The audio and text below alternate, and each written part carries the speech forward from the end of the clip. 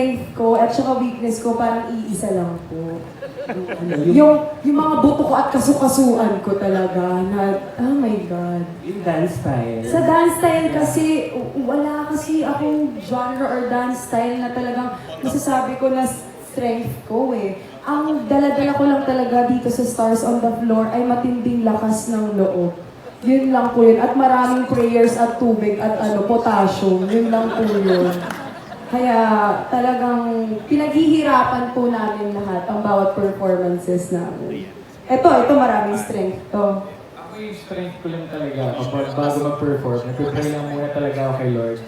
Kasi totoo naman, kasi lahat ng sige, yung genre ko talaga, hip-hop, syempre, popping.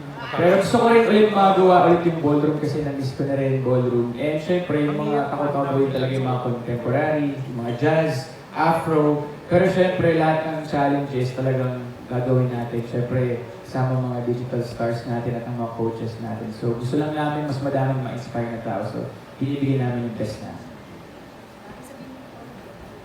All of the above. Hindi, akala ko hip-hop yung gusto ko kasi parang doon ako nasanay. Yung parang kadalasang tinuturo sa akin sa Party Pilipinas, sa All Out Sundays, ganyan. Pero nung nag-jazz kami, parang gusto ko siyang mas matutunan pa. Kasi parang common din.